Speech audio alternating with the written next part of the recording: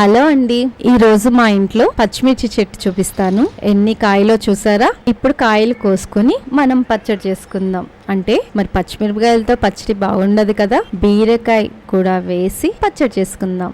Organic కదండి పచ్చిమిర్చి, ఎంత ఫ్రెష్ గా ఉన్నాయో చూడండి. 2 రకాల పచ్చిమిర్చి వేసాను. ఇది రౌండ్ పచ్చిమిర్చి ముచ్చుకలు తీసేసుకుని పక్కన పెట్టుకోండి. తర్వాత బీరకాయ ముక్కలు కట్ చేసుకుని అది కూడా పక్కన పెట్టుకోండి. ఉల్లిపాయలు తీసుకుని అది కట్ చేసుకుని అది కూడా పక్కన పెట్టుకోండి. ఇప్పుడు బాండీ తీసుకుని పల్లీల ఆయిల్, ఏ పచ్చడికైనా పల్లీల ఆయిలే బాగుంటది.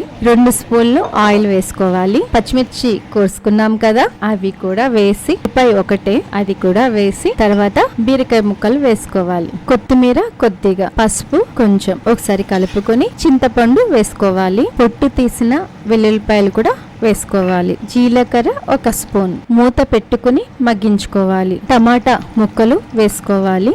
వేసిన తర్వాత ఉప్పు తగినంత, జీలకర్ర ధనియాలు పొడి 1 స్పూన్ వేసుకోవాలి. నువ్వుల పొడి కూడా 1 స్పూన్ వేసుకోవాలి. వేసిన తర్వాత కలుపుకొని 5 నిమిషాలు మగ్గించుకుని స్టవ్ ఆఫ్ చేసుకోవాలి. చల్లారిన తర్వాత గ్రైండ్ చేసుకోవాలి. చేసి ఇప్పుడు తాలింపు పెట్టుకుందాం. ప్యాన్ తీసుకుని ఆయిల్ కొంచెం వేసుకోవాలి. వేసుకున్న తర్వాత ఆవాలు, జీలకర్ర, ఎండుమిర్చి, కరేపాకు, ఇంగువ, పొట్టు తీసేసిన వెల్లుల్లిపాయలు 4 ఒకసారి గరిటెతో తిప్పుకుని, ఆ తర్వాత ఇప్పుడు గ్రైండ్ చేసుకున్న పచ్చడి దాంట్లో కలుపుకొని స్టవ్ ఆఫ్ చేయండి. ఒక బౌల్లోకి తీసుకుని కొద్దిగా నెయ్యి వేసుకుని వేడి వేడి అన్నంలో తింటే చాలా బాగుంటది. ఒకసారి మీరు కూడా ట్రై చేస్తారని అనుకుంటున్నాను. Thank you so much. Subscribe చేసుకున్న వాళ్ళకి థ్యాంక్ యూ. నా వీడియో చూసే ప్రతి ఒక్కరికి థ్యాంక్ యూ.